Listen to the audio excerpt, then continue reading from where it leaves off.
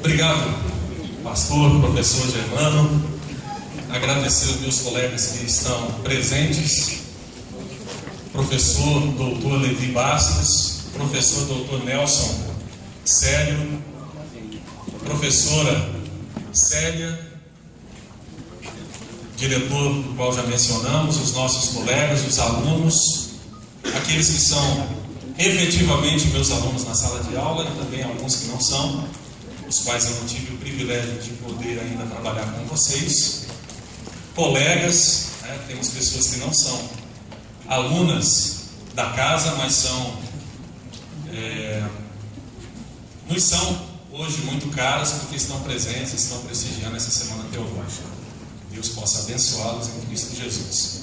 Eu estive no primeiro dia, estive ouvindo a preleção do professor Adalto Lourenço e falei com o diretor que não poderia estar ouvindo o pastor Neil, nem o pastor Antônio Carlos Costa, apesar de já ter ouvido ambos, já pude ouvi-los, são pessoas do mais alto gabarito de conhecimento, enfim, e a gente sabe que com certeza foi enriquecedor e vocês devem ter crescido muito ouvindo também esses dois preletores que nos antecedeu, além do preletor da segunda-feira. No dia de hoje, nós temos a responsabilidade de falar sobre fé e razão. Não é fé versus razão, é fé e razão. E tem uma pergunta que nós nos propomos a responder, nos colocamos à disposição para respondê-la, que é justamente a questão de que se há possibilidade de ambas coexistirem na chamada pós-modernidade. E é claro que pós-modernidade é uma expressão muito utilizada, sobretudo nos meios protestantes e evangélicos, coisa aí de 2 décadas mais ou menos para cá, que se proliferou a utilização da expressão pós-modernidade. Evidentemente que ela carece de definições e de conhecimentos para que a gente não venha cometer aqui determinados erros na questão de situar isso como meramente um tempo no sentido cronológico que passa de uma época para outra. Não é nada disso que se propõe a pós-modernidade e efetivamente não existe ainda pós-modernidade. A gente sabe disso. Nem nos países europeus, que possuem uma cultura bastante avançada na questão da ruptura do que diz respeito aos valores judaico-cristãos, mas a gente precisa dizer que a nossa discussão vai se situar dentro desse período que nós definimos como pós-modernidade, porque filosoficamente é onde se encontra hoje os grandes questionamentos que envolvem a fé e envolvem a razão, e na verdade polinizam essas duas questões, tanto a fé quanto a razão. A pós-modernidade oferece subsídios, de modo que há uma transformação muito grande em curso, como reflexo dessa filosofia pós-moderna que vem questionando os pilares da modernidade. Então, por isso que a gente situa a discussão nesse âmbito. Então, ainda que efetivamente isso não ainda se configurou, mas a gente vai situar dentro desse âmbito aí, para ficar claro. Uma outra coisa que eu acho que é preliminarmente importante que se coloque é que eu parto de um pressuposto. Todos os demais colegas que passaram aqui também partiram de pressupostos, né? Todos eles partiram de pressupostos. E esses pressupostos, é interessante que vocês conheçam esses pressupostos. Por quê?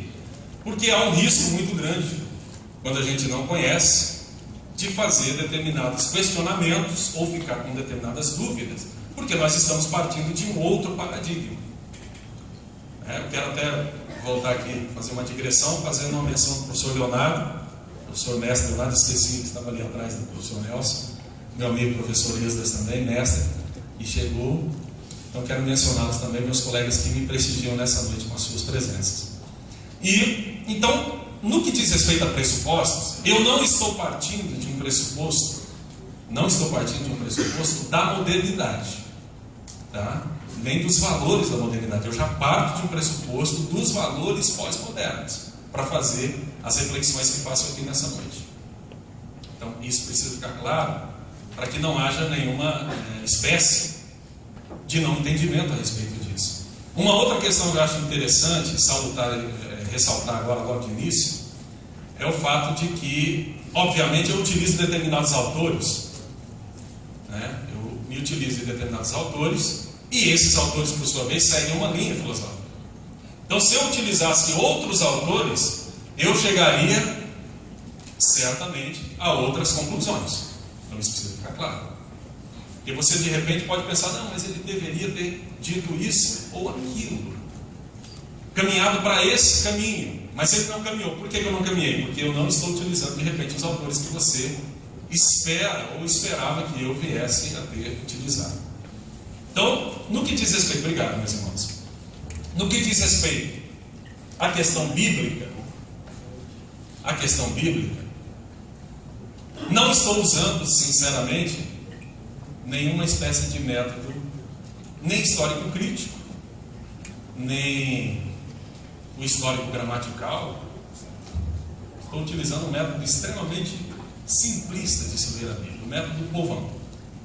Por quê? Porque é o povo que faz essa leitura e precisa desse respaldo.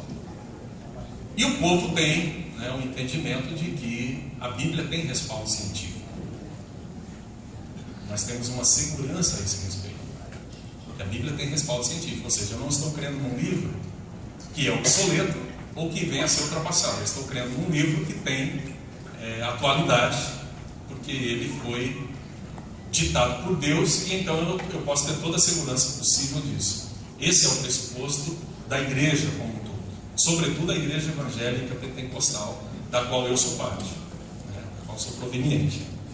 Então eu faço a leitura nesse nível, não obviamente concordando com todas essas colocações, mas só para mostrar para os irmãos que é nesse sentido que eu vou fazer a minha leitura com vocês. Os filósofos de quem me utilizo, né, não são tão antigos, são filósofos mais contemporâneos. Um deles é um italiano chamado Gianni Vattimo, é um filósofo onde me fundamento para fazer a minha reflexão sobre a razão. Portanto, a razão a qual falo, a experiência. Então, eu acho que esses pressupostos são interessantes de ficarem claros para que vocês saibam de onde eu estou partindo. Em termos de história da igreja, o livro que eu utilizo, né, um dos principais livros, é de um autor que foi publicado inclusive pela CPAD, excelente livro. O sobrenome dele eu não saberia pronunciar, né? E ainda mais diante de quem fala alemão, é bastante arriscado você fazer a pronúncia, mas eu chamo ele de Campernhausen, entendeu? Eu arrisco dizendo esse, que é o nome que está lá mais claro na capa, né? Ele fala sobre os pais da igreja. É um livro muito interessante, se vocês puderem adquirir. Então, porque de repente você vai me citar um historiador no questionamento do Justo Gonzalez ou outro e tal, eu não estou partindo deles e nós não vamos, obviamente, sintonizar no mesmo paradigma, tá? Bem, primeira coisa que eu destaco é que uma aproximação da fé com a razão é uma coisa inevitável. É uma aproximação inevitável. Ela fatalmente acontece, para o bem ou para o mal, a fé com a razão se relacionam. Elas estão ligadas. Não são, obviamente, a mesma coisa, mas elas se relacionam. E quando eu digo isso, que elas se relacionam, não simplesmente como produto do que elas produzem, o resultado final delas, de uma, né, na questão da crença e de outra na questão dos dados objetivos, assim como acreditam na modernidade, da parte da razão, dos dados objetivos, da parte da fé, a questão da crença, que é produzida, que é também formatada cognitivamente, ela é pensada, né? A crença ela é construída historicamente, sociologicamente, enfim, como nós queiramos colocar, em qualquer padrão que nós quisermos colocar, a crença está situada nesse sentido. Ela não caiu do céu, ela foi, obviamente, construída, ela foi pensada, ela foi desenvolvida dentro de um determinado período histórico, seja ela qual for. Então, a grande questão que eu quero não é nem colocar nesse âmbito, não é nem como produto já desses dois âmbitos aí. Eu quero colocar isso no âmbito antropológico. Fé e razão são duas dimensões humanas que coexistem já na mesma pessoa humana. O homem não apenas pensa, o homem acredita. ele acredita em valores, né? O homem ateu, ele acredita em valores que fazem com que ele esteja apto e habilitado a conviver na sociedade. Se ele não tem valores, ele não pode conviver em sociedade. Vai cometer o quê? Vai cometer atrocidades. Então, ele mesmo não crendo nas coisas que eu creio, ele acredita em outras coisas, em valores humanos. Então, nesse aspecto, isso aí é fé. Não é fé religiosa, mas é fé antropológica. Então, todos nós a possuímos. E razão, propriamente dito, o crente mais fervoroso, o mais canela de fogo da vida, ele também tem muita razão. Ele usa muito a sua dimensão racional. Não há dúvida disso. Inclusive quando ele quer defender a própria experiência dele. Ele se vale de argumentos calcados na Bíblia e às vezes faz uso até mesmo da psicologia para defender o seu aspecto de experiência de fé que ele está vivenciando. Então, obviamente que ele também é racional. Então há uma inevitável aproximação de fé com razão, para bem ou para mal. Existe essa aproximação inevitável. Ok. Agora, é claro, é um debate milenar esse debate da fé, né? A relação da fé com a razão, ou da ciência com a religião, e ele pode ser representado, né? Pode ser representado, para nós, no nosso caso, particularizando, porque isso acontece no âmbito de outras religiões também, mas particularizando para o cristianismo, ele acontece representado na tensão entre a igreja e a cultura, sendo a igreja a parte que restaria com a fé e a cultura a parte que estaria com tudo aquilo que é razão. Evidentemente que essa dicotomia só se faz para finalidades didáticas. Por quê? Por que para finalidades didáticas? Porque a igreja também é parte da cultura. A igreja do Brasil é parte de uma cultura. Ela não foi desenvolvida dessa forma sozinha.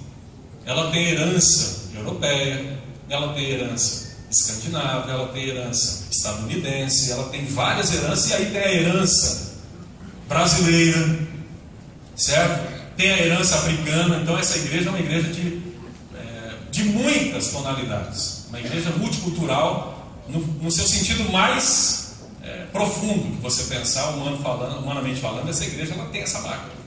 Ela não é completamente pura e ela não pode ser traçada um fio condutor lá de quando inicia as primeiras comunidades de fé na Bíblia até hoje, né? É um engano pensar isso. Nós somos uma igreja que tem características muito particulares do nosso tempo, do nosso povo, da nossa época. Então, enfim, mas representada entre igreja e cultura, nós poderíamos dizer que há uma tensão. Por quê? Porque a igreja sempre, desde o início, se interpretou como não sendo parte do sistema pecaminoso em vigência no mundo de então.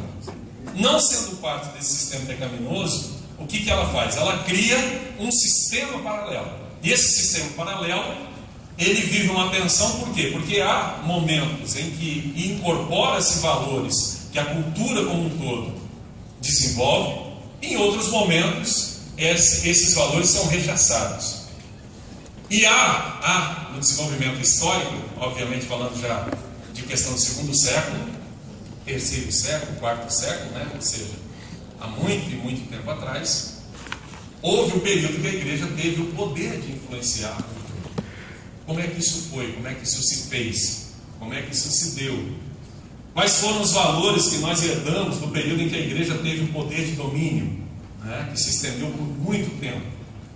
Quais são os valores que a sociedade hoje pode celebrar como positivos do período em que a igreja teve um domínio relativo sobre o mundo ocidental? O que a gente poderia dizer sobre isso, né? Seria interessante pensar. Então, essa relação entre fé e razão, ela é fundamental para a gente entender, inclusive, a formação da nossa cultura ocidental. A nossa cultura ocidental, ela está plenamente calcada nesse aspecto dessa relação tensiva entre fé e razão. Razão representada pela cultura e a fé representada pela igreja. Teologicamente, a gente tem que situar em algum lugar, para que não fique muito amplo o campo de trabalho, nós temos que situar essa discussão em um lugar específico da teologia para a gente discutir melhor. E o lugar que nós julgamos específicos específico para situar essa discussão é a apologética fundamental. Foi nesse âmbito que nós colocamos aí a discussão entre fé e razão. Por que na apologética fundamental? Porque a apologética fundamental tem um papel a desenvolver. Qual é o papel? Ela tem que preparar o seu discurso para que seja inteligível para as pessoas que não partilham da mesma fé que nós. Ou seja, a apologética fundamental tem o papel de fazer a mediação entre a nossa linguagem, o nosso credo, os nossos pontos de crença, para que faça sentido ao homem do tempo em que nós estamos vivendo. Então precisa se fazer uma transposição de expressões e de conceitos. E essa transposição é feita pela apologética fundamental. Só que eu preciso fazer uma distinção, e a apologética fundamental, além de ter esse papel de fazer com que o discurso seja convertido e faça sentido para as pessoas que não partilham da nossa fé, ela tem um outro papel, o papel de exercer autocrítica. Ou seja, faz sentido o que nós estamos falando? Intramuros, pensando intramuros. Porque às vezes a gente pode ter um sistema que soa extremamente coerente para nós, só que só faz sentido para nós mesmos, não faz nenhum sentido para qualquer outra pessoa, inclusive da religião cristã, que não faça parte da nossa denominação, da nossa confissão particular dentro da fatia do cristianismo. Então a apologética fundamental tem o caráter de fazer essa transposição tanto nas expressões quanto nos conceitos. Ela tem esse papel de fazer isso. Então é muito importante o papel da apologética fundamental. A apologética não se confunde com falar mal da igreja dos outros. Hoje nós temos um grupo de apologistas na internet e até em livros, cujo papel é simplesmente atacar a denominação dos outros e atacar a crença dos outros dentro do cristianismo. Ou seja, não é uma briga entre religiões, não. É a briga dentro da religião cristã. É a briga para provar quem é que está com a verdade. Coisa que na pós-modernidade, graças a Deus, desaparece, porque a verdade não é propriedade de ninguém. Aliás, o que é a verdade? Eu fiquei até muito feliz quando foi perguntado isso aqui na segunda-feira, e o professor Adalto Lourenço disse que a verdade é uma pessoa. O crente mesmo, ele acredita que a verdade é uma pessoa, é Cristo. Cristo não é propriedade de nenhuma igreja, não é propriedade de nenhuma confissão, aliás, não é propriedade de nenhuma religião. A bem da verdade, Cristo não fundou religião nenhuma e não é propriedade de religião nenhuma. Então ninguém tem royalties, tem direitos autorais sobre ele, nem nada. Então, para começo de conversa, eu fiquei muito feliz nisso. Eu sou extremamente a favor da posição de que a verdade é Cristo, mas Cristo se define uma palavra, e se tem uma palavra que define Cristo é amor. Uma das grandes definições de Deus na Bíblia é que Deus é amor. O pessoal gosta muito dos atributos incomunicáveis da teologia sistemática, mas eu prefiro a definição simplista de João, das comunidades, como eu disse, eu vou na interpretação simplista das comunidades, que Deus é amor. Acho que é uma definição bastante ampla, bastante inteligível e muito clara para todo mundo. Se o amor se degenera em alguma coisa que não é amor, é uma outra discussão. Agora ele sabe o que é amor e ele define, de certa forma, o que é amor, entregando o próprio filho dele para morrer por nós. Então assim, fica muito tranquilo para mim discutir essa questão da verdade nesse sentido. Agora, quando se trata de discutir quem está com a verdade, eu chamo essa discussão de a briga pela posse do discurso dominador totalizante. Anota aí. A briga pela posse do discurso dominador totalizante. Alguém tem que ter esse discurso, tem que ter a posse dele para ele poder dominar. Então, eu estou com a verdade. Uma denominação diz que está com a verdade aqui, outra diz que está com a verdade ali, e aí ela olha de lá e ela tem que anatematizar as outras para ela poder, obviamente, sobreviver dentro desse grande universo que se transformou o cristianismo de vertente protestante evangélica. É que surge uma denominação a cada dia. Então, dentro desse universo, a briga é por pessoas, porque é um sistema que precisa se sobreviver. Então, é lógico que eu preciso fazer o quê? Eu não posso dizer que o meu concorrente tem tudo que eu tenho, que ele oferece os mesmos serviços que eu, que ele garante a propriedade celestial tanto quanto eu. Eu tenho que dizer que ele não tem, que a porta do céu foi aberta a partir da minha abertura. Só que aí vem o meu papai, que já é de saudosa memória, ele aceitou Jesus e alguém chegou nele e falou: seu Antônio, o senhor agora é crente, né? Ele falou: sou, graças a Deus. Só que o senhor ainda não está salvo não, seu Antônio. O senhor precisa vir para a minha igreja, aí o senhor vai ser salvo. E o meu papai não era versado, não era teólogo, não era estudioso, não era nada, era eletricista. Ele olhou para ele e falou: escuta, a sua igreja tem quantos anos mesmo? Aí ele falou: 70. Ele falou: rapaz, mas então só faz 70 anos que tem salvação no mundo, e antes da sua igreja existir, Jesus salvava de que jeito? Como é que ele salvava antes da sua igreja existir, hein? Né? Interessante isso. Eu acho que é bom para a gente pensar. E às vezes a gente limita, né? Deus é a nossa parede, nossas 4 paredes onde nós convivemos. Mas tudo bem, isso aí é uma outra discussão. Então a apologética que eu estou falando aqui não é essa não de falar mal dos outros, tá? É apologética, discurso sério, inteligível, tentando tornar a fé clara para as pessoas que não partilham da nossa fé. Esse é o propósito da apologética fundamental. Então não tem nada a ver com o que a gente tem aí no mercado evangélico. Bem, os marcos históricos da apologética cristã.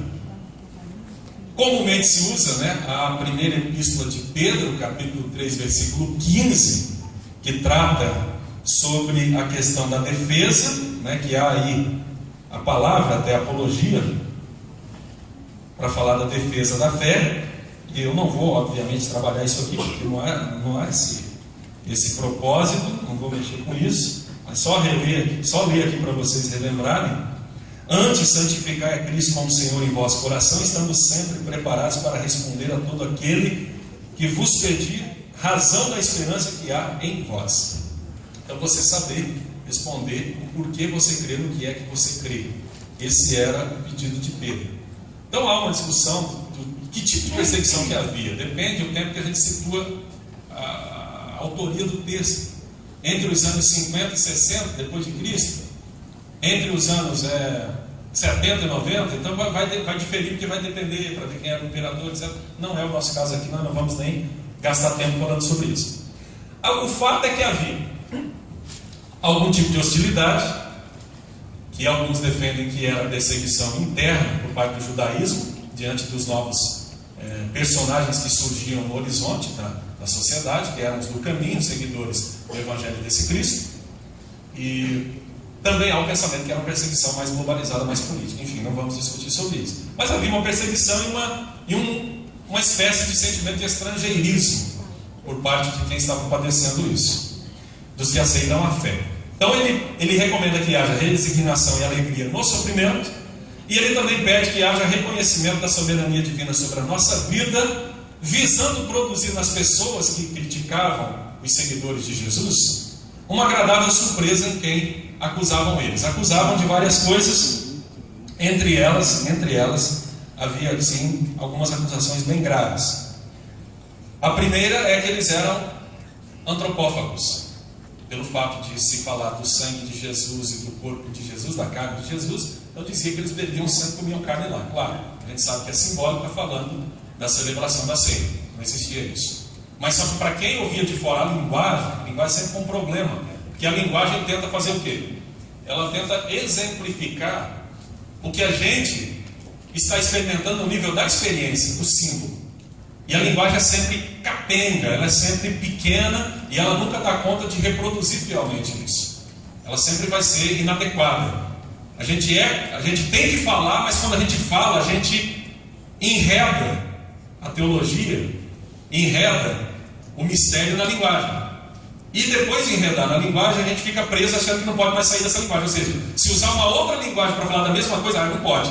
Porque a gente sacraliza a linguagem. Uma coisa é você aceitar a profundidade do mistério e da revelação. Outra coisa é você achar que a revelação e o mistério está preso na linguagem. E aí não pode se adotar uma outra linguagem mais para falar da mesma coisa. É um grande problema que nós temos. E esse problema é rescaldo de um pensamento moderno.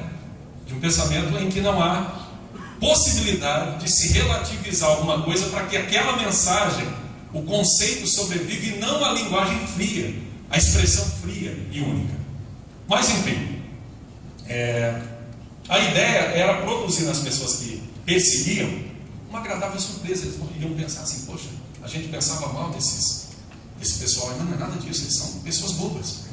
Então eles eram acusados de antropófagos, antropofagistas. Eles também eram acusados de serem incestuosos. Por quê? Porque a gente se chama de irmão e irmã. Lá casa irmão com irmã. Então praticam lá o incesto. Obviamente não tem nada a ver, né? É uma forma de se chamar, carinhosa de se chamar entre si. Também havia uma acusação de que os crentes eram anti-intelectuais, e havia uma outra acusação também de que eram ateístas. Eram ateus. Por quê? Porque numa sociedade politeísta, quando você diz que acredita em um único Deus, você não acredita em nenhum. E o certo seria você ter vários. Então, havia uma descredibilidade nesse sentido. Foi diante dessas acusações, frente a essas acusações, que houve a necessidade de se escrever apologia. O que é apologia? Apologia é uma defesa inteligível e racional da fé. Preste bem atenção. Eu disse a palavra racional, eu não disse a palavra racionalista. Não é uma defesa racionalista, é uma defesa racional. O que é uma defesa racional? Uma defesa clara, que faz sentido para as pessoas que estão ouvindo. Quando é uma defesa racionalista, o que é? É uma defesa que não tem nenhum caráter de comunicar, ela tem um caráter de impor. Porque não tem mais nenhum questionamento a se fazer, não há mais nenhuma dúvida a se fazer, porque ela já encerrou a questão. É racionalista, fechou. E a razão é o padrão para se definir tudo. A sociedade ocidental definiu que a razão é quem resolve todos os problemas da nossa vida. A razão é o ponto comum para definir tudo que é certo e errado, em todos os aspectos da vida. Foi assim que a sociedade ocidental caminha desde o século XVII. Desde o século XVII. O advento do iluminismo, enfim, a gente pensa assim. Então, as primeiras apologias eram textos que tinham como finalidade demonstrar que a mensagem do Evangelho era plenamente racional e também a mais alta forma de filosofia. Quem é que disse isso?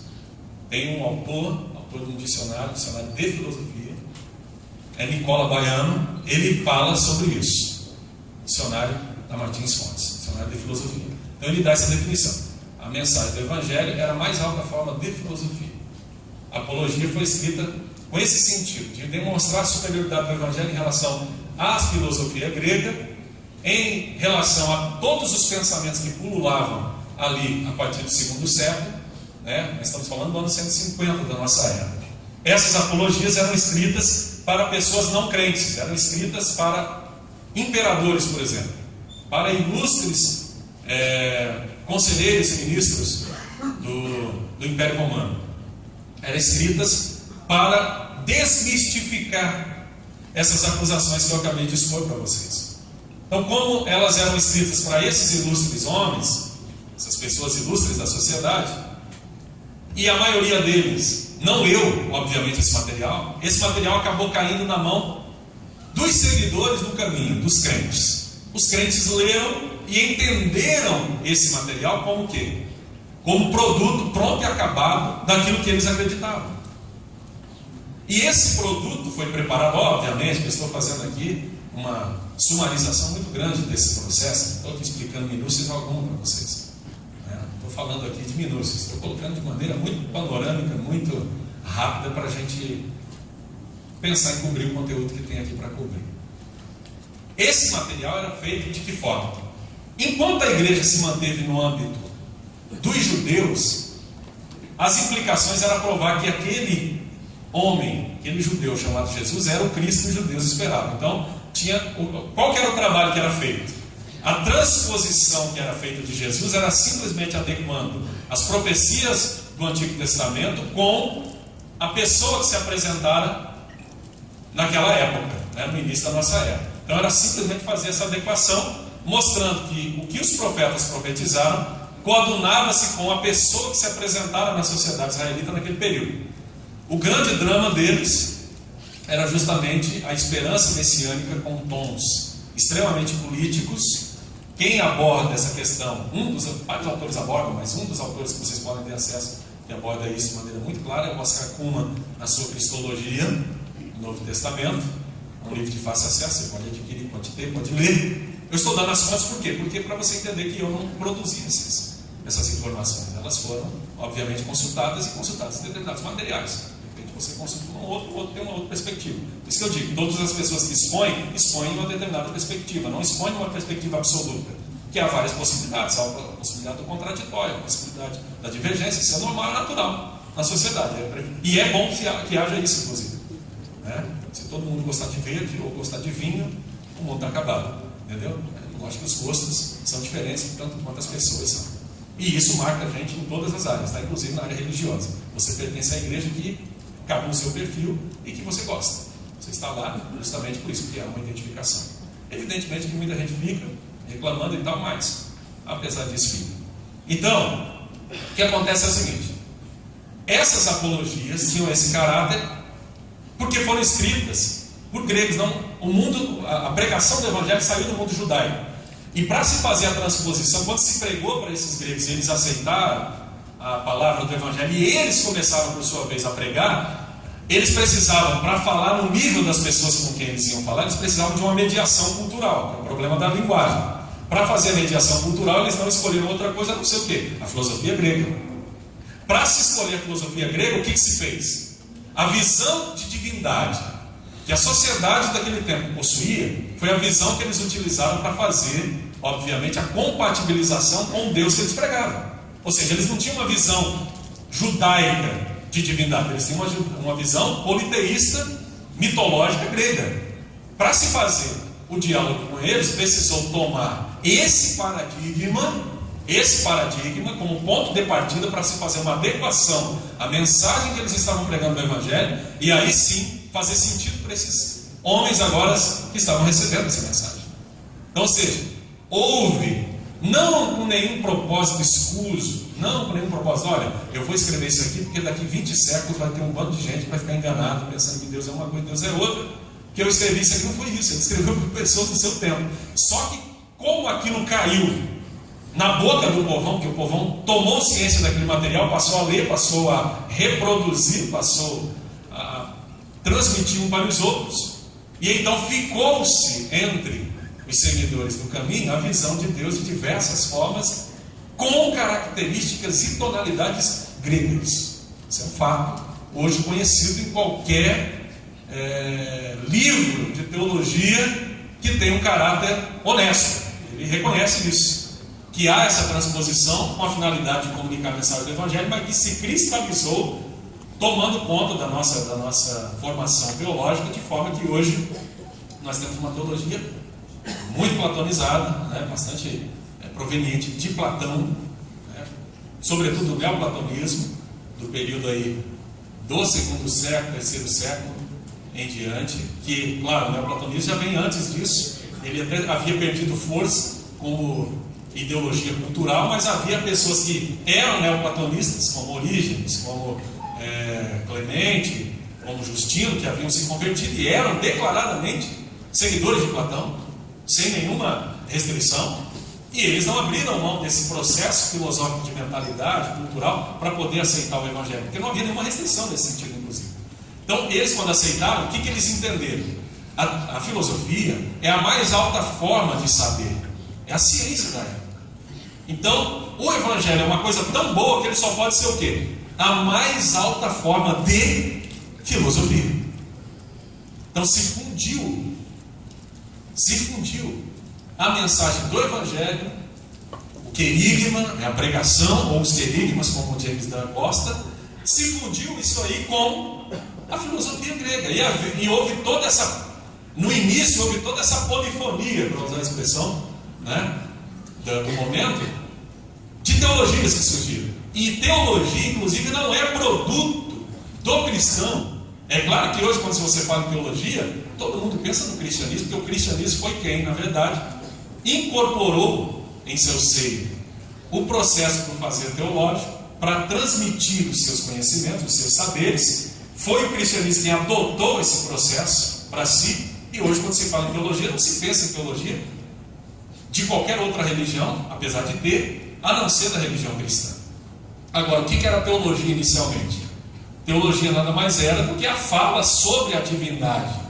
A fala sobre a divindade no seu aspecto plural, no seu aspecto mitológico, no seu aspecto politeísta do grego.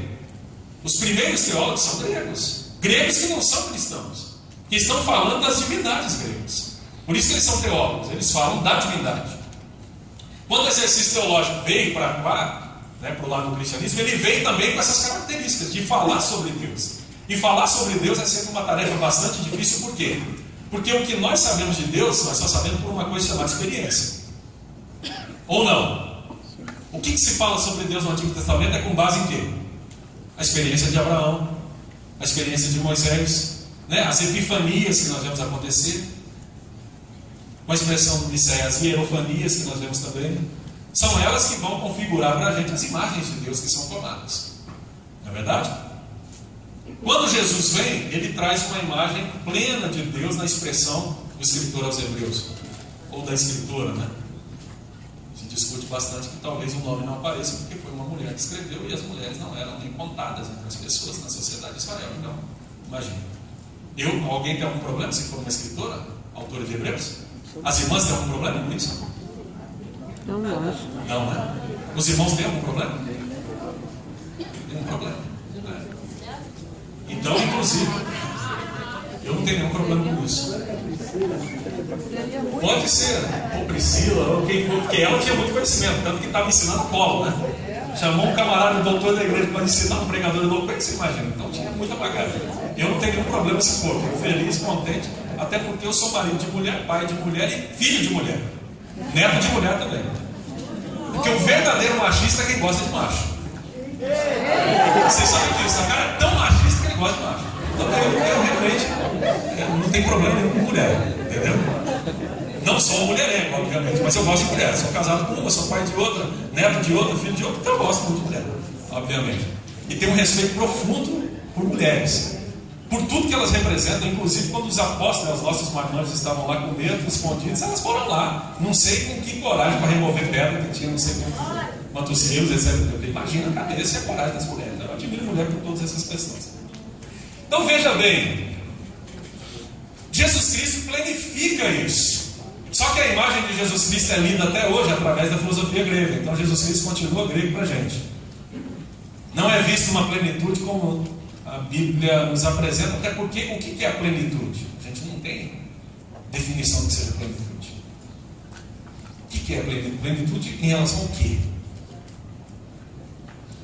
É tão vasto, tão grande, e ao mesmo tempo tão simples que é uma pessoa, que a gente não tem. E aqui é lógico, eu estou caminhando com vocês no âmbito da fé, completamente no âmbito da fé, porque para ser religioso tem que estar no âmbito da fé. Não tem como. Eu tenho fé. E gosto muito da fé que tenho. Ok. A primeira aproximação então entre fé e razão, nós pegamos aí o paradigma dos apologistas, que é Justino. Pessoa, quem que houve aí? É o inimigo que agiu aí. Porque tudo é o inimigo, né? Então, a primeira aproximação, nós tomamos Justino Mártir aqui como paradigma da apologia, como síntese entre a fé e a razão grega. Porque a razão, ela é sempre um tipo de razão. Viu? Se você tomasse a razão oriental, ela é completamente diferente. Cada razão sofre também as influências de onde ela se desenvolve, como o que é racional. O que é racional? Quem vai definir é uma determinada cultura. Uma determinada cultura que se orienta por um paradigma do que é racional nessa cultura. Certo? Então essas definições são todas subordinadas a esses aspectos de razão também. Então, a razão grega, a primeira aproximação da fé com a razão do âmbito, do ponto de vista da fé cristã, acontece com a razão grega. Então é feita a aproximação e é feita uma síntese entre ambas. Justino ele escreve a sua apologia. Deus é chamado, na maioria das obras desses primeiros apologistas, e a coleção patrística está aí, não me deixa dizer besteira, você pode pegar, vai ali na CPD agora, está lá aquele monte de livro verde numa bancada, você pode lá ler agora, pode pegar lá e folhear. Como é que Deus é chamado ali? Demiurgo. Quem chamava Deus de Demiurgo? Então veja bem, é só você ir lá e ler. Essa definição já mostra o quanto havia de filosofia dentro da perspectiva cristã. O quanto há, né? Então o resultado desse exercício de teologia dualista mais filosofia cristã gerou as doutrinas que nós até hoje professamos. A grande parte dessas doutrinas, né, são provenientes desse paradigma da filosofia grega, né, dualista, e posteriormente transposta com a filosofia cristã. A filosofia é cristianizada, né, porque a defesa é tão ferrenha da pessoa, por exemplo, de Aristóteles, de Platão, que é dito que todos aqueles que viveram conforme o Evangelho antes do Evangelho ter sido revelado podem ser considerados cristãos. Então, na perspectiva de Justino, por exemplo, Platão foi cristão, Isaías foi cristão, Elias foi cristão, porque, segundo a interpretação dele, eles viveram como o Evangelho disse que deveria ser vivido. E uma vez que eles viveram, eles eram cristãos sem ter a revelação do Evangelho. Então veja a credibilidade que ele dá à filosofia, tal a credibilidade entre eles. Ele consegue fazer essa transposição, fazer essa leitura, né? Essa leitura que nós poderíamos chamar de anacrônica, ele faz em relação a esses personagens. Só que ele vai dizer o seguinte: eles não tinham a plena revelação que nós temos agora, mas eles estabeleceram os primeiros paradigmas acerca disso. Então você vê o quanto há de dualismo platônico dentro da teologia. Só nessa discussão bem simples aqui. Basta comprar ali a patrística para você ver. Como eu já falei do exercício da apologética fundamental, vou passar sobre isso, né? Inteligibilidade do discurso, nosso discurso, evangelístico e autocrítico. Então, a ideia da apologética era fazer as pessoas aceitarem o Evangelho. Hoje, quando você faz apologética, é o quê? É para esvaziar a igreja do outro para vir para mim. Ou é para destruir o outro lá porque ele tem uma fé, né? A fé dele é menor do que a minha é maior do que a dele. Essa é a ideia da apologética hoje. Então, hoje, o que tem de apologética não é apologética, seria polemia, de um nível muito ruim ainda. Porque a polemia acontecia entre os que professavam a fé cristã. Porém, tinha também um alto nível de teor filosófico, de conteúdo, de conhecimento. Então, a polemia que acontece hoje ela é polemia de pilhéria mesmo. Polemia de boteco ou de banheiro, como quiser, de rodoviário. Então, caminhos e descaminhos das relações entre fé e razão. Os irmãos lá no fundo estão me ouvindo bem, está claro, estão vendo, estão enxergando aqui. Isso aqui tem muito texto, né? Tem muito texto. Tá. Deixa eu ver aqui, o inimigo deu uma agida aqui. Então vamos ver se a gente. Opa, mas peraí, está usando a livro, tá vendo? Ó. Pronto, está resolvido. Se esse for o problema, está resolvido. Bem, por que a gente pensa em inteligibilidade da fé do nosso discurso? Que a gente pensa numa teologia pública. Quem estava aqui na aula inaugural esse ano, a primeira, eu tive o privilégio de ter também proferido, não agora do meio do ano, que foi o professor Levi e o pastor Antônio Gilberto, mas do início do ano, eu tive o privilégio de falar de manhã e à noite sobre teologia pública. Então eu falei de uma teologia que faz sentido para as pessoas aí fora, e a teologia da universidade, da faculdade de teologia, tem que ser essa. A teologia do seminário é para consumo interno da igreja. A teologia da academia, a teologia da faculdade, ela tem um propósito de servir lá para fora, porque nós temos um diploma reconhecido pelo MEC, então tem que fazer sentido para as pessoas. Qual é o seu papel como teólogo na sociedade? Não é só reproduzir o dogma. Se for só reproduzir o dogma, vamos para o seminário. É simplesmente fazer o dogma fazer sentido para as pessoas, e para isso primeiro tem que ter sentido para a gente. Certo? Então a teologia tem que ser racional, mas não racionalista. Eu não estou falando de racionalista teológico, estou falando de teologia racional. Porque o racionalista teológico, ele depois produz desilusões. Foi assim com a teologia, foi assim com a escolástica, foi assim com a teologia liberal, e é assim todas as vezes. E essa teologia compatibilista que está tendo hoje, ela também está caminhando justamente para uma grande decepção quando se faz essa espécie de compatibilismo entre dados, veja bem, dados científicos e crenças. Sempre se resulta em problemas, né? É o Bonhoeffer ou Bonhoeffer? Como é que é, Levi? Me ajuda aí. Bonhoeffer, tá bom? Você não vai me... Né? Então Bonhoeffer vai falar do Deus das lacunas. O que é o Deus das lacunas? É quando há um espaço que a ciência ainda não explica, então eu boto o Deus na Bíblia. De repente a ciência explica, Deus é expulso da Bíblia. Não tem mais espaço para ele. Então esse exercício é sempre furado. Pode saber, vocês podem vibrar hoje, amanhã vocês vão chorar. O exercício do casamento dos dados científicos hoje, amanhã você vai chorar. Por quê? Porque os dados científicos hoje é o grande problema amanhã, porque esses dados científicos caem, eles se tornam obsoletos pelo próprio movimento deveniente da razão, tá? Do devir da razão, da ciência. ciência, ela faz mudanças. Nos dados, filosoficamente, ela até se mantém inalterada. Nessa parte, ela tem muita fé.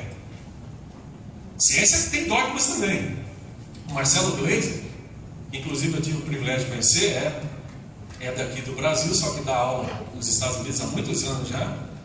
Ele é agnóstico e é um dos grandes cientistas, um dos grandes físicos. Hoje tem vários livros escritos, acabou de lançar um livro aí há uns 2 meses, A Ilha do Conhecimento, um livro muito bom, inclusive. Eu mantenho, de vez em quando, um diálogo com ele.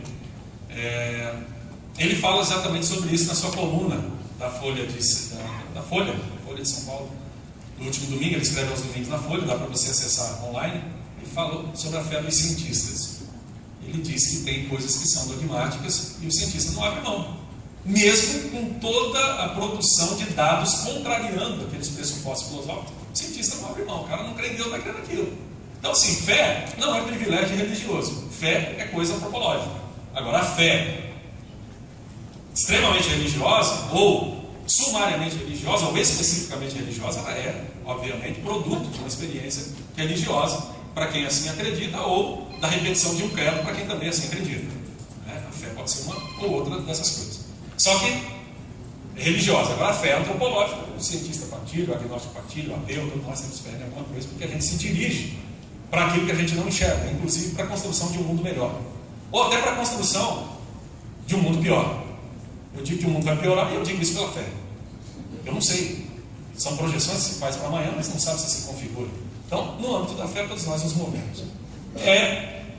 Em um exercício dessa natureza, vale a dialética entre o crer para compreender, que é a proposta de Bultmann, a proposta do Barth, a proposta de grandes teólogos, a proposta de muitos outros. Mas também o Moltmann fala sobre o compreender para crer. Ele também fala do movimento inverso, que a compreensão também produz a abertura para a crença. E aí, tem alguém aí que está... O inimigo, né? O inimigo está usando o celular aí, gente. Fala que tem um negocinho chamado Vibracal. Ah, é? Não, tem Vibracal aí nesse celular ou não? Bota aí no Vibracal para vibrar, viu?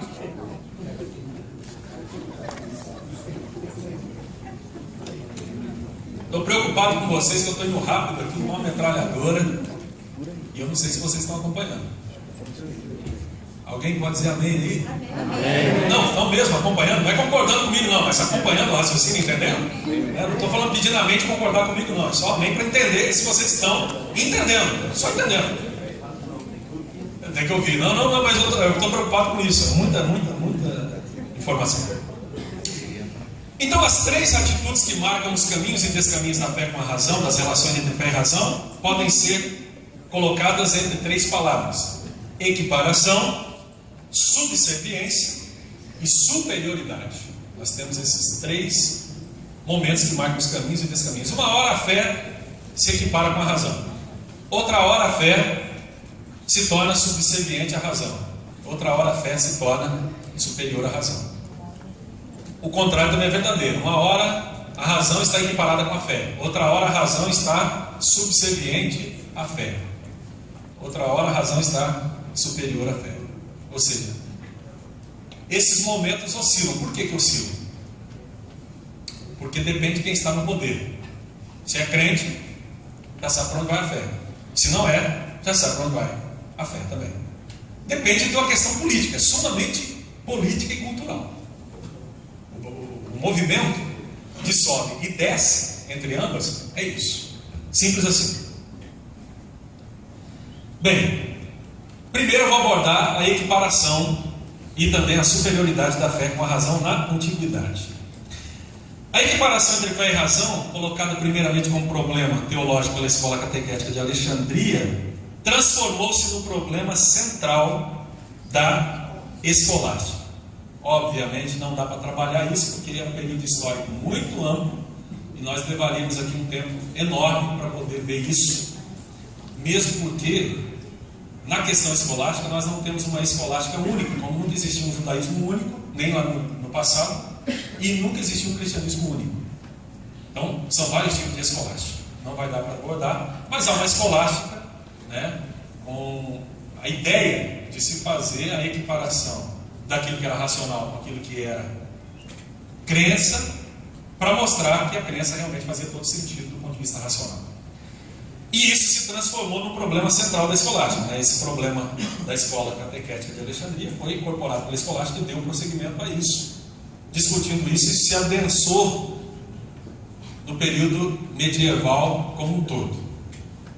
A passagem do Oriente ao Ocidente das concepções teológicas e filosóficas com o aporte do paradigma grego já aconteceram, obviamente com essa conversão de gregos, né, quando o evangelho sai do meio só dos judeus e vai para o meio dos gregos, então começa a conversão de gregos, então vem o grego aceita Jesus, só que não abre mão da sua bagagem cultural, ele vem com a bagagem cultural, então traz tudo isso para a gente, então há uma inserção da filosofia grega, eu já falei sobre isso com vocês. Quando acontece o domínio cristão romano ocidental, e aí então acontece a superioridade da fé em relação à razão. Aí nascia o grande problema que vai se arrastar desde aquele momento com a modernidade, até os dias da modernidade. O problema de mostrar-se que a fé era superior à razão. Por que houve todo esse período de caminhada? Porque houve no Império Romano a ascensão do cristianismo como religião oficial, né? Com a pseudo-conversão de Constantino, aquela coisa toda, e a gente não precisa falar de Milão, do documento, aquele negócio todo que você já conhece, estudado a história da igreja, então já fiquei cansado de ouvir. Mas tem algumas coisas que são simplistas dentro dessa questão, que seria bom vocês verem depois pormenorizadamente com o professor de história do pensamento cristão, de história da igreja, de história da teologia, que é interessante ver, que é algo simplismo que a gente reproduz, porque foram provenientes dos livros que a gente leu também, né? Esses simplismos. Então precisa ser reduzido. O Lucas está aí para ajudar vocês, o Yotos Procolec, mas ele é o homem da história, propriamente dito. Então, é interessante que se veja isso.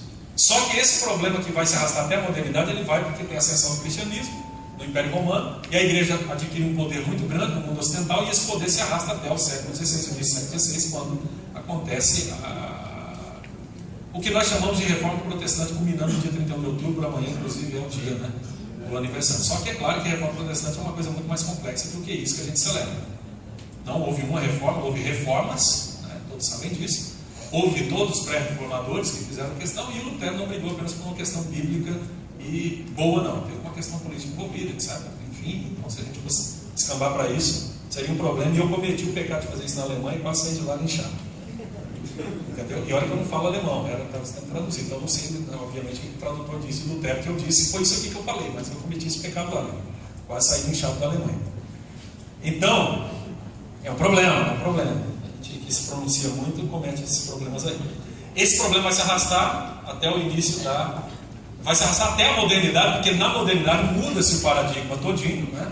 A partir do momento que Lutero, que o que eu disse especificamente de Lutero, eu reproduzi uma frase, obviamente citando a fonte, da Karen Armstrong, que ela diz que Lutero foi o primeiro cristão a relativizar a razão. Quando ele disse que a igreja não tinha mais poder sobre a questão política, sobre a questão de arte, sobre a questão científica, ele relativizou. Ele botou a razão, a ciência sob o domínio de não cristãos e de não da igreja. Ele botou na mão de quem tinha direito, que eram os cientistas. E ao fazer isso, ele pode não ter esse propósito, mas ele relativizou a arte, a ciência, né? Enfim, todas as produções culturais.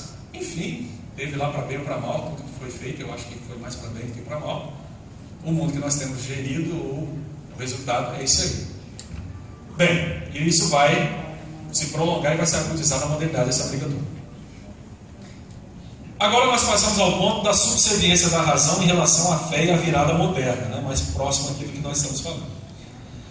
Na Idade Antiga, o período clássico do cristianismo, nós temos a cristalização doutrinária de tudo que a gente acredita até hoje no cristianismo, seja no cristianismo, tá? Não estou falando do cristianismo protestante, evangélico, pentecostal, não. Do cristianismo como um todo, seja ele católico, seja ele anglicano, seja ele oriental, está tudo cristalizado lá naquele começo.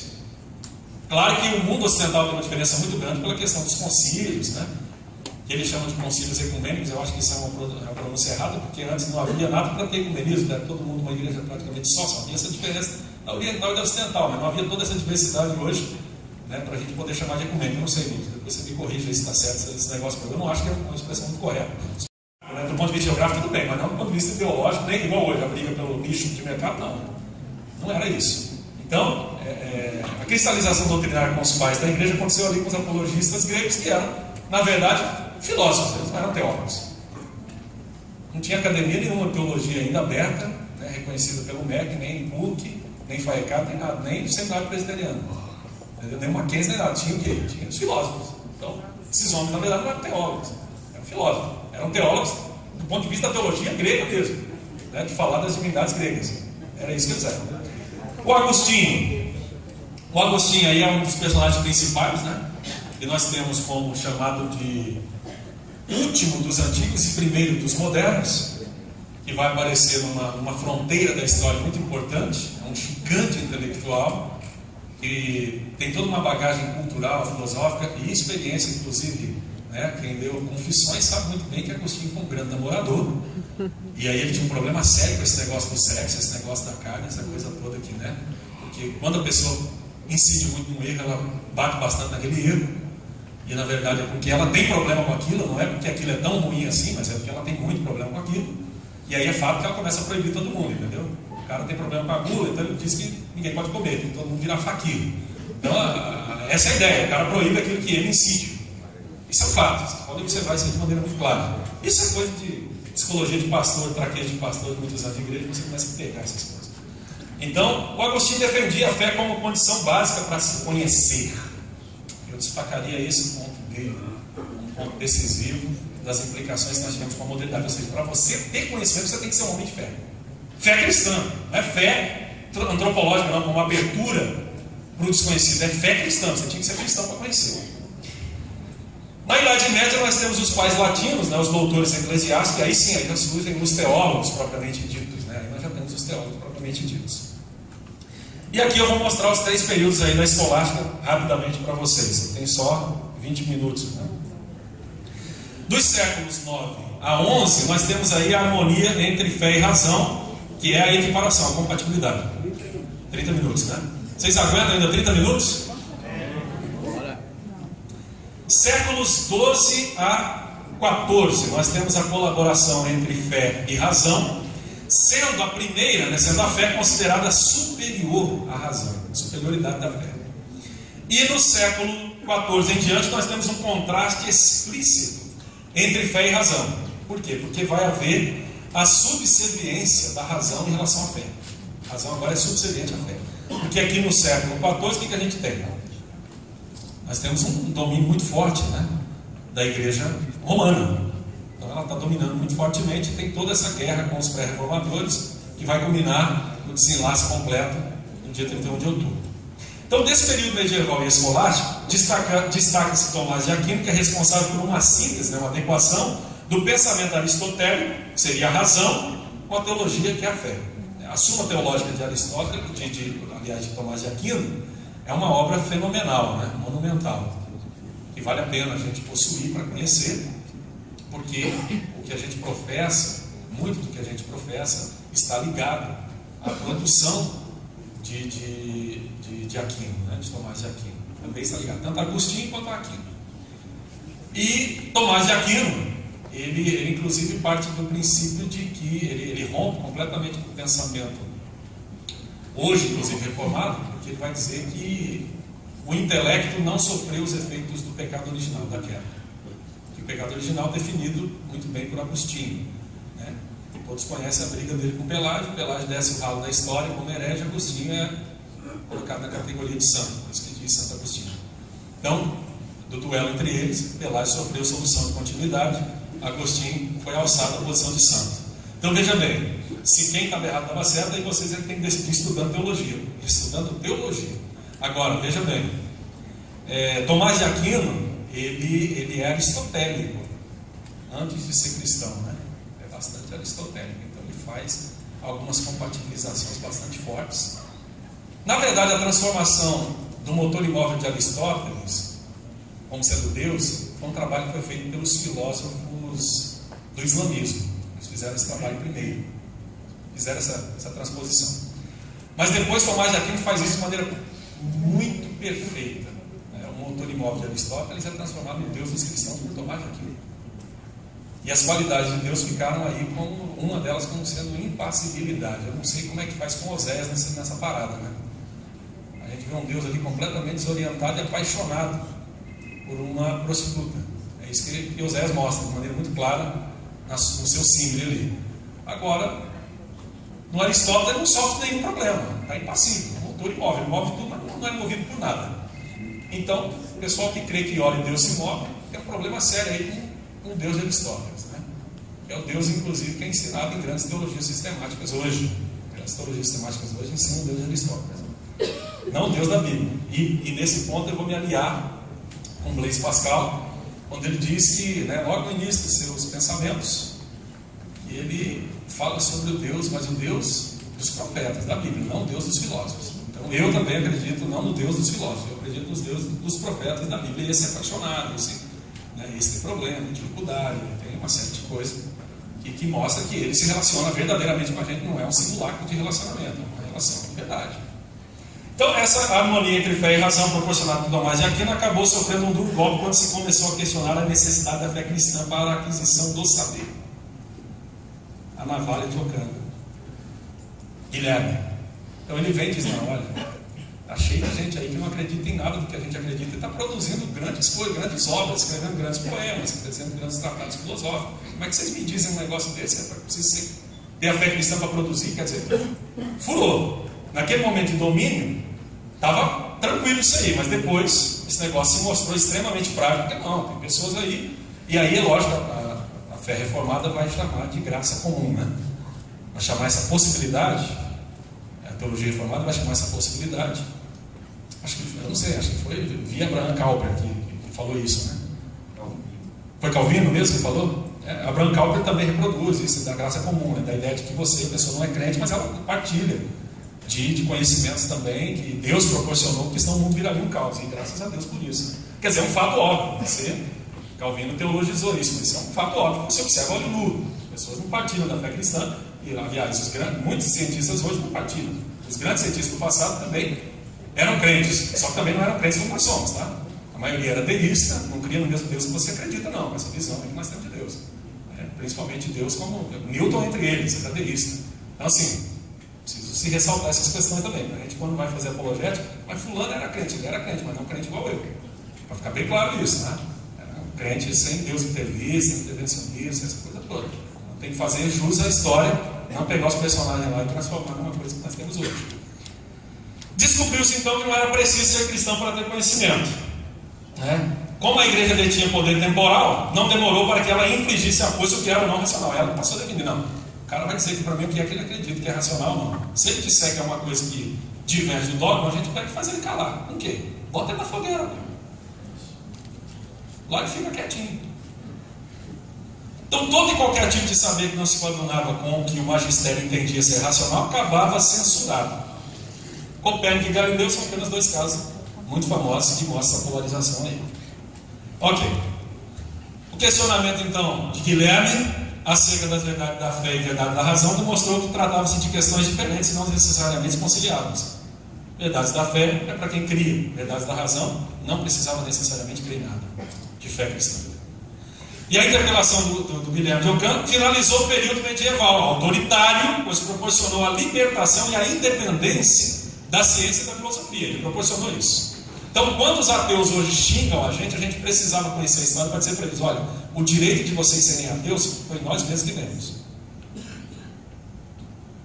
Foram os próprios cristãos que proporcionaram a condição de você viver nesse paradigma hoje, professando a sua, como disse né, eu falei para o Marcelo desde que ele era ateu, ele falou, não, ateu não é agnóstico. O ateu é quem acredita na sua não existência de Deus, na não existência de Deus. Ele acredita, ele não tem prova. Como eu não sei se ele existe nem não existe, eu sou agnóstico.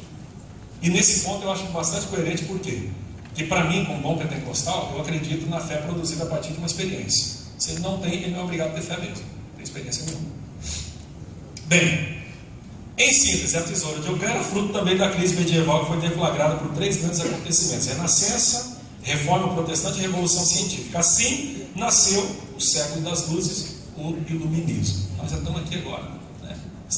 Século XVII. No iluminismo nasce uma outra devoção religiosa. Qual é? A razão é elevada à categoria de divindade. Tudo agora é a razão vai resolver tudo. Nós saímos de um período de decepção com a fé, representada na igreja, e entramos num período de outra paixão, porque o ser humano não consegue ver sem nada. Essa é uma prova que o ser humano é sempre aberto para o desconhecido, para a fé, porque agora é a razão que resolve, ela que vai resolver todos os problemas, trazer todas as curas e todos os males, inclusive vai nos levar ao progresso indefinido, né? É um dos paradigmas cristãos que entrou no iluminismo de forma secularizada, mas é um pensamento cristão. A ideia de história linear, né? Judaica e também cristã. A ideia de progresso indefinido, apesar de que o pré-milenista acredita que vai piorando para depois melhorar. Mas seja lá o que for, a gente acredita numa progressão de história que culmina no final. E isso o secularista também adotou, mas só que com a ideia inversa, mas adotando a linearidade, como indo indefinidamente para um progresso, né, dentro da visão positivista. Bem, seria oportuno desmistificar a errônea ideia generalizante que a Idade Média foi um tempo de trevas. Nós temos aí 3 períodos de Idade Média, muito distinto, que seria bom ressaltar, mas eu não posso fazer isso hoje. Da Renascença nós temos a autonomia em relação ao saber, da Reforma a liberdade de exame e interpretação das Escrituras, e da Revolução Científica nós temos a desmistificação do universo. O universo, né, quando tem trovão, não é porque Deus está zangado, nem arrastando as mesas lá no céu, ou seja, qual for outro Deus do panteão grego, é porque está acontecendo aí um fenômeno físico, não tem nada disso acontecendo. A questão é quem produz o fenômeno físico. Deus está com o primeiro fenômeno físico. Aí nós voltamos de novo na questão de que tem que ter sido criado por alguém, mas não é o caso aqui. Alguém pensou que eu ia discutir essas questões? Não, eu vou discutir como se produz esses dados. Eu estou discutindo nesse nível, não estou discutindo os dados científicos que se dizem haver. Estou discutindo nesse outro nível aqui.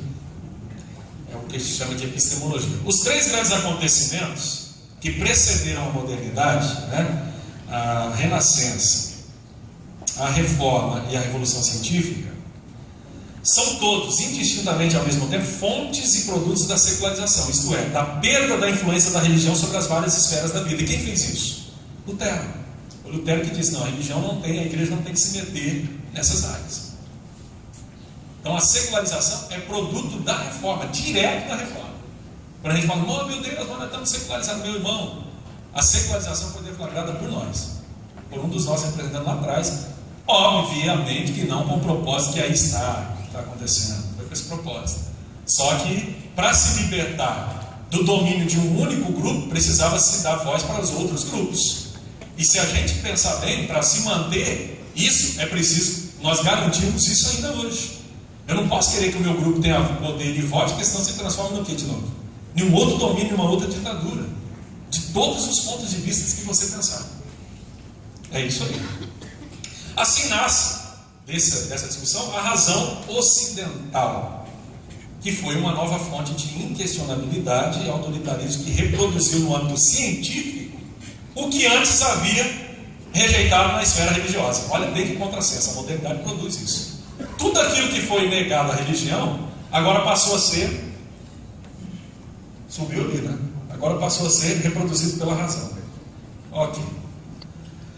E essa razão veio de uma forma, como uma razão onipotente, poderosa, que tinha capacidade de explicar tudo. Não era compreender, não, era explicar. Explicar tudo de maneira completa. Todos os mistérios do universo, todos os caminhos e descaminhos da vida humana, né? Porque aí vem, depois de tanto tempo de briga com as ciências exatas, representadas nas ciências naturais, aí vem o paradigma newtoniano, que você falou tão bonito ali, eu vou reproduzir, tá? O paradigma de William Newtoniano, colocando as ciências humanas, né, uma outra forma, ou seja, ou as ciências do espírito, para questionar isso. Então vem a psicologia, vem a sociologia, vem todas essas outras áreas que não são reproduzíveis pelas ciências exatas, porque são áreas que nós temos que ter outros métodos de confrontação e pesquisa, porque envolve o ser humano. O ser humano não pode ser quantificado a não ser em estatística, e ainda assim tem erros gravíssimos. Né? Não é por aí, né? Mas precisa de outros métodos para se pesquisar esse ser complexo que é o ser humano. Então, essa razão onipotente culminaria em um mundo melhor, o progresso inevitável. Só que a modernidade acabou produzindo 2 grandes guerras mundiais. Isso não foi a religião que produziu. Não dá para botar na conta da religião, essa está na conta da modernidade, do racionalismo elevado à quinta potência. Tá? Claro, desejo de tornar o mundo melhor através de uma raça, né? A eugenia, que foi emprestada de Aristóteles e foi subvertida, né, com o nazismo. Essa aí, Aristóteles não está falando de eugenia do ponto de vista físico, está falando de eugenia do ponto de vista intelectual, moral, filosófico, não tem nada disso. Está falando da arete, está falando da paideia grega, da formação do homem. Tá escrevendo nada disso, negócio de exterminar, de genocídio, para poder formar uma raça pura, a raça ariana. Então, mas só que essa ideia de que o mundo só se tornaria melhor por aí produziu essas guerras. Antes, porém, das guerras serem deflagradas, sepultando de vez o projeto da modernidade, uma vez que o positivismo e sua pretensa exatidão lógica e matemática influenciaram as ciências exatas e tornaram-se um modelo paradigmático para todas as áreas do saber, não demorou para que a teologia se orientasse por esse paradigma. A teologia passou a se orientar pelo paradigma do positivismo, ou seja, exatidão. Você imagina querer tratar em teologia com exatidão? O que vai dar?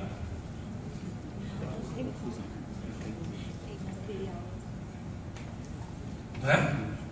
Vai se criar vaca sagrada, vai se criar problemas muito fortes, muito grandes. As expressões vão se cristalizar, não se pode mais usar outras expressões para se referir à mesma coisa. A polifonia que existiu durante todo esse tempo anterior se perdeu.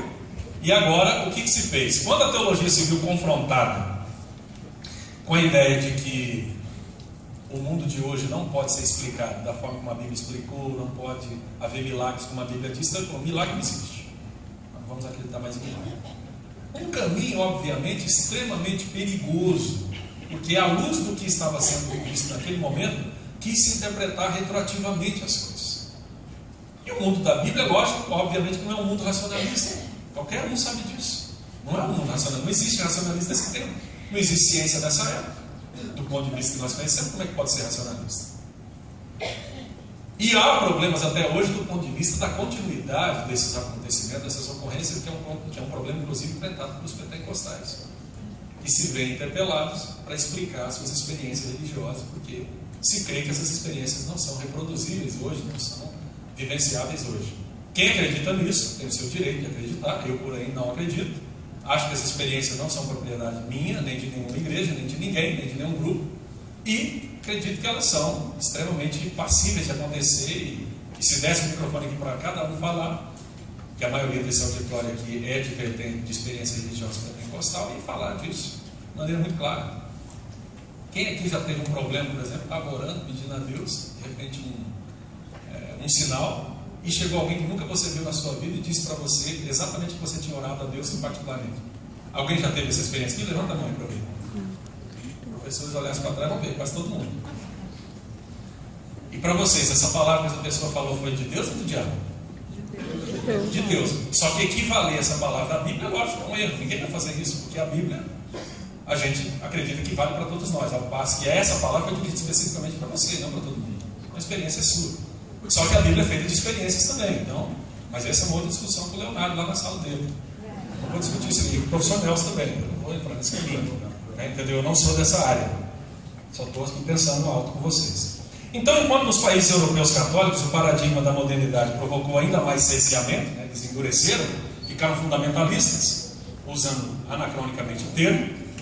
Nos países do norte da Europa, de maioria protestante, houve a orientação sobre o novo paradigma do racionalismo liberal, gerando a liberdade da razão por um lado, mas subserviência da fé por outro, nascia a cientologia liberal, que eu já falei para vocês. Um dos erros reproduzíveis à semelhança da escolástica, de querer fazer uma compatibilidade e depois colocou a fé mesmo abaixo.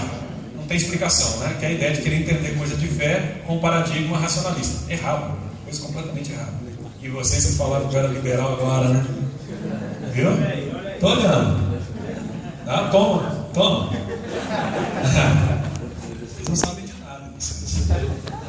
Como a linguagem teológica havia sido construída com um aporte filosófico grego, leia-se, platônico, segundo os teólogos do século XIX, era preciso torná-la racional. A linguagem ser racional é uma coisa. A teologia se tornar racionalista é uma outra coisa. Muito ruim, inclusive. Então a gente tem que exercer a nossa memória histórica, porque a escolástica deveria ter ensinado para a gente que esse é um caminho errado.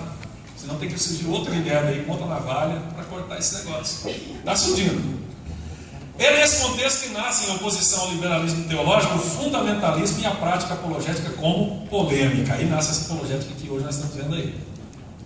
Apesar de reconhecer o importante papel do fundamentalismo na preservação da fé cristã, ele também teve efeitos colaterais, como, por exemplo, o anti-intelectualismo e o isolamento cultural, que é duas coisas danosas.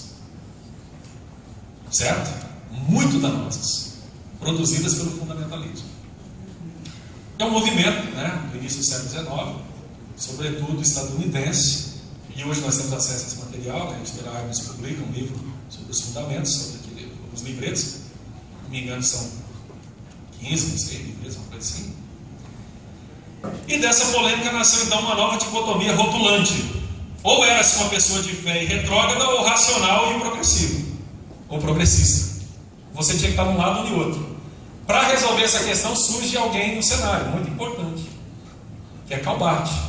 Surge Calbart, esses teólogos dialéticos, eles surgem, e eu hoje tenho bastante simpatia com eles, viu? Se quiserem, eu não gosto de me rotular por nada, mas se quiserem um rótulo dialético, me oriento hoje sobre esse paradigma, simplesmente dizendo que respeite todos os outros paradigmas e convive com muita tranquilidade, porque, como eu disse, Jesus não é propriedade de ninguém. Então, se nosso paradigma final e inicial é Jesus, nós estamos o alfa e o ômega, Eu não falei que eu ia ser simplista na citação da Bíblia, estou sendo bem povão, sem nenhuma regra científica agora. Eu estou com Cristo. Então, quem está nele, está comigo, eu estou com vocês. Divergências pontuais, teológicas, internas da teologia, mecânica de Santana, que eu acho até uma coisa feia. A mecânica da salvação. Acho tão horrível essa coisa, sabia? Vocês me perdoem, mas eu acho tão. Arminiano de um jeito, calvinista do outro. Eu acho que essas questões que nos dividem, na minha opinião, são extremamente improdutivas, mas há quem viva muito bem nesse tipo de questionamento, porque ele dá cartaz, ele dá nome, dá notoriedade, enfim. É nesse contexto, então, que nasce isso. E apesar de, exatamente, dessa polêmica então nasceu uma nova dicotomia que ou você era retrógrado ou você era progressista. Você tinha que estar de um lado ou do outro. Você não podia estar um pouco de um lado e um pouco de outro. Levou-se que queria manter a sua fé a paradoxalmente buscar resposta científica às suas crenças. É interessante. Aqui tem uma coisa interessante. O liberal e o fundamentalista, todos os dois buscam resposta da ciência para a sua fé. O liberal para negar e o fundamentalista para afirmar. Sabia disso? Os dois bebem na mesma fonte. Por isso que nunca se entende. O fundamentalista com o liberal nunca se entende. Por quê? Porque os dois bebem na mesma fonte. É a ciência. A ciência é o paradigma que avalia todas as coisas. Para bem ou para mal. Então o liberal é para negar e o fundamentalista para afirmar. Ele só crê se a ciência disser para ele que está certo. E eu fico pensando no evento mais central da fé cristã. Qual que é o evento mais central da fé cristã? É a encarnação, E a ressurreição. Não é o dilúvio. O dilúvio tem toda a sua importância. E a gente pode provar isso cientificamente. Mas e a encarnação e a ressurreição? Pode? Ou você tem fé, meu querido, ou você não tem. E aqui não é fideísmo, não. É vera. É a vera. Agora eu vou usar a tua Bíblia. Essa Bíblia é santa, hein? Estou até ungido aqui pegando essa Bíblia. Estou lendo a Bíblia, hein? João capítulo 20, versículos 26 a 29. Quer ver? Não vamos discutir. Eu falei que era simplista. Não vamos para aquela coisa toda, a teoria das comunidades, tá bom? Passados 8 dias, estavam outra vez ali reunidos os seus discípulos e Tomé com eles. Estando as portas trancadas, veio Jesus, pôs-se no meio e disse-lhes: Pai seja convosco.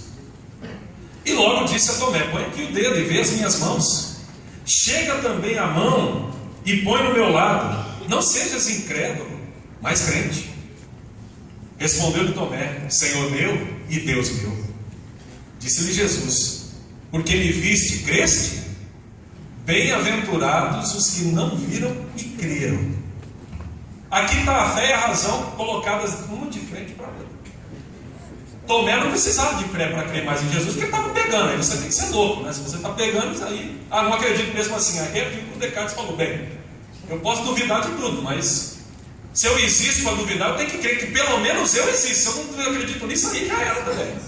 Sinceramente, você não acredita que existe, aí tem que se beliscar, se jogar de algum lugar, sinceramente, que aí não dá mais, né? Não tem mais jeito, esse cidadão. Então, meu querido e minha querida, todas essas apologias hoje que se desenvolvem querendo provar a ressurreição de Jesus, elas são um despropósito do próprio Jesus, que ele não pediu para fazer isso não. Ele mandou você acreditar. Ou você acredita, ou você não acredita. E é ponto da fé cristã relevante. E eu quero dizer para vocês aqui em alto e bom som: eu acredito na encarnação do Senhor e na ressurreição do Senhor, tal como a Bíblia me coloca, sem prova científica alguma. E olha que eu leio algum livro de ciência, se você for em casa, porque pela ciência nunca se prova isso. Ela não tem condição de provar isso, porque pela ciência, óbito constatado, sepultamento ocorrido, está lá, acabou. Meu papai está lá sepultado, Curitiba, não tem conversa, não voltou de lá. Então, ou eu creio nessa verdade, para mim, bíblica e central, porque eu sou seguidor do Evangelho de Cristo, ou não creio. Então, quando eu busco apologética, quando eu quero arrumar desculpa para crer nisso, então a verdade é que eu não creio. Certo? Então, nem para negar, nem para afirmar é um bom caminho, o da razão. Na ressurreição, na encarnação, o caminho da fé. Acabou. Esse é o meu posicionamento mesmo, sincero e franco. Bem, infelizmente, esse exercício de buscar respaldo da ciência para as suas crenças tem sido tão ou mais desastroso quanto o seu extremo oposto. Pois o movimento deveniente da ciência modifica os resultados, levando ao descrédito das pessoas que insistem em condicionar as verdades da fé às verdades científicas. Porque as verdades científicas não são verdades, elas estão verdades. Daqui a pouco elas mudam. Então, se você casou todinha a doutrina bíblica com aquela verdade, quando ela mudar, como é que você faz? Vai ficar mudando toda hora. Não tem jeito, gente. Há exemplos recentes e antigos das decepções e problemas que tal exercício apologético, entre aspas, traz. O newtonianismo é apenas um deles. O pessoal fez toda uma apologética construída, o mundo é produto de Deus, porque o universo newtoniano é fixo e tal, etc. Funciona mecanicamente. Hoje, com a física quântica, foi tudo por ralo isso aí. O Einstein já descobriu, né, há várias décadas, que o universo está em expansão. E aí depois veio o Max Born com a física quântica. Então, enfim, hoje não se trabalha mais com verdades fixas na ciência, sim com probabilidades, principalmente dentro da física, sobretudo dentro da física. É tudo muito improvável. É o contrário da afirmação científica que era absolutista. Então, visando quebrar a polarização entre liberais e fundamentalistas, surgem os evangelicais, né, o grupo heterogêneo que é responsável pela elaboração das duas posições principais para explicar a existência de todas as coisas: o criacionismo científico e o teísmo evolucionista. Só 5 minutos, agora é de verdade mesmo. Ih, rapaz, isso aqui é importante para você, vou tentar falar rápido, tá?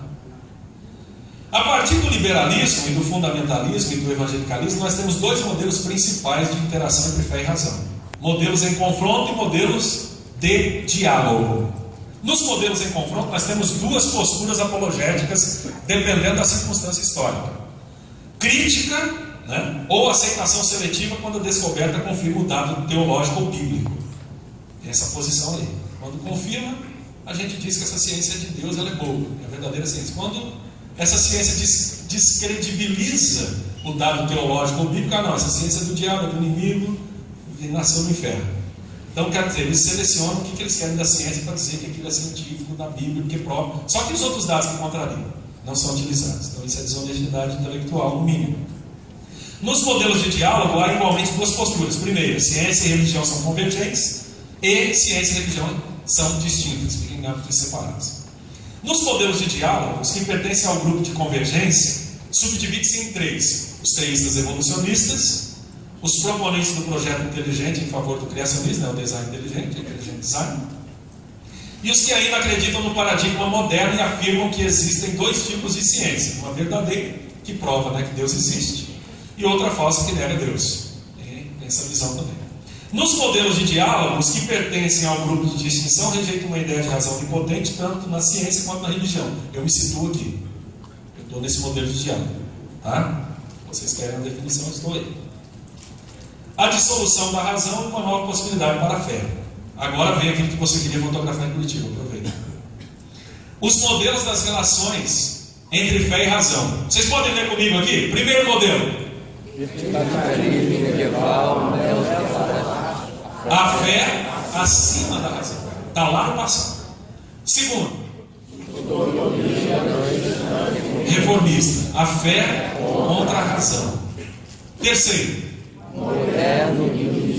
a razão contra a fé. Esses três primeiros modelos aqui é do Hans King, do livro dele, Teologia Caminho. Os últimos três agora aqui, 4, 5, 6, são meus. Vamos lá. O quarto, protestante e liberal. A fé adequando-se à razão. Quinto, fundamentalista evangélico. A fé em busca do respaldo da razão. E sexto, evangelical cristão. A fé compatível com a razão. Tá? Nós temos esses 6 modelos aí de relações entre fé e razão em todo esse tempo de 2000 anos de história que a gente vem falando. Como é que funciona isso? Os modelos 1 a 3 são praticamente história passada. O modelo 4 se extinguiu juntamente com o projeto da modernidade. Os modelos 5 e 6 estão em plena vigência, e particularmente no contexto americano. Pode-se dizer que o modelo fundamentalista evangélico, que é a fé em busca do respaldo da razão, é mais comum à parte norte do continente. Ao passo que o modelo evangelical cristão, a fé compatível com a razão, é mais característico da parte sul do continente americano. Fica claro dos modelos 5 e 6 uma confiança na razão e também uma fé no progresso e no melhoramento progressivo da realidade. No entanto, a crise da modernidade evidenciou que a razão, como tudo aquilo que é racional, é um produto de história e revisado. Não é pronto acabado. Tudo aquilo que é hoje considerado racional pode ser considerado amanhã antirracional. Porque a razão faz isso, a ciência faz essa burilação do conhecimento, do saber. Antes de se responder se há possibilidade de razão e fé coexistir na pós-modernidade, eu preciso dizer o que significa esse novo paradigma que está emergindo. O que é pós-modernidade? Após a falência do projeto da modernidade, por causa das duas grandes guerras, a gente descobriu que nem ela pode provar sua própria racionalidade, a razão não pode provar que ela mesma é racional. Ou seja, a gente retorna até chegar no âmbito que vai dizer o seguinte: o discurso racional fundamenta a fé. Mas aí, o que se fundamenta o discurso racional? Um meta-discurso. É um meta-relato. É um relato que vai estar além daquilo que a gente pode quantificar. Aí vai estar a fé no pé desse negócio. De todo jeito. Então, após a falência do projeto da modernidade, os pensadores passaram a questionar cada vez mais a ideia de uma razão onipotente baseada em um postulado de autoritarismo e absolutismo. A esse processo se dá o nome de meta-relato, que eu acabei de falar. Ou seja, um relato inquestionável que fundamenta os micro-relatos, os pequenos relatos, as pequenas histórias, se fundamentam nesse meta-relato que fundamenta todos os outros que se coadunam a esse paradigma. Ou no caso da religião, ou no caso da ciência. Seja um, seja outro. A questão é clara: quem decide o que é racional? É alguém que elaborou determinado método e definiu determinado conceito. Ou seja, o método, né, tem 100 centímetros ou 1000 milímetros porque alguém definiu. Mas o método poderia ter o quê? 150 centímetros e 1500 milímetros. Poderia ser chamado de um método, porque essa foi a definição. Alguém definiu isso. Certo? Quem tiver no momento o poder de fazê-lo, na Idade Média foi a religião, na Idade Moderna a ciência. O que é racional? Na Idade Média a religião dizia que era racional. Na Idade Moderna foi a razão que passou das cartas, ela dizia o que era racional. O novo paradigma, então, parte de uma razão menos pretensiosa e mais solidária, aberta a aprender, posto que não é absoluta essa razão. Ela é também condicionada historicamente, ela não pode dizer tudo. Então, com essa perspectiva, não há necessidade de uma atitude condescendente de buscar a aprovação da razão para o que se crê. Eu não preciso buscar nenhuma aprovação, nenhum fundamento científico para dizer que o que eu creio é certo. Eu não preciso dessa aprovação, porque ela não tem mais esse poder de aprovar nem reprovar nada. A razão não tem mais esse poder. Assim chama-se pós-moderna, sobretudo no sentido do saber, né, da aquisição do saber, da produção do saber, ou epistemologia, o estado da cultura após as transformações que afetaram os jogos da ciência, da literatura e das artes do final do século XIX para cá. Nesse sentido, há um desafio não apenas à religião, mas também à própria ciência questionável. O que é a verdade científica? Então, o Marcelo Gleiser é um dos principais proponentes disso. O que é cientificamente verdade? Não tem como você definir. Entendeu? A não ser dentro daquele paradigma, se aceitando aqueles pressupostos que aquele grupo de cientistas aceitaram. Ou aceitou. Então, uma vez que o meta-relato é rejeitado, valoriza-se cada vez mais a experiência e o exercício da alteridade, da identificação, da interação e da interdependência entre as pessoas. Nesse paradigma, a fé como abertura ao conhecer e experimentar é algo extremamente valorizado, pois ela não se baseia em mitos, lendas, fábulas e nem em doutrina, mas em uma pessoa. A fé se baseia em Jesus Cristo de Nazaré, meus queridos. É nisso que a fé se baseia. A fé não tem todas as respostas, pois está, assim como a razão, sempre a caminho. Daí o porquê de ambas poderem coexistir na pós-modernidade. Pode, claro que pode coexistir. Elas não vão concordar, porque elas não têm obrigação de concordar. Elas tratam de coisas diferentes e buscam paradigmas diferentes, mas elas podem coexistir? Claro que pode, assim como nós somos tão diferentes uns dos outros e coexistimos. Vivemos juntos. É claro que pode. Olha, 2 minutos só, meu chefe. Eu queria que vocês ficassem em pé para ler isso aqui, porque é muito bonito. Considerações finais. Por uma apologética testemunhal que reconhece os limites tanto da fé quanto da razão. Vocês podem ler comigo esse trecho do Raciling aí? 1, 2, 3. Neste contexto, é importante não perder de vista a solidariedade. Toda provocação e confrontação mútuas em teologia, por mais legítimas e necessárias que sejam, não devem levar à autopromoção, à defesa de interesses particulares, ao isolamento ou à separação. Pelo contrário, deveria conduzir ao entendimento espiritual, a um mútuo enriquecimento e a uma transformação de todos. É o Raciling. Muito obrigado. Pastor Fernando.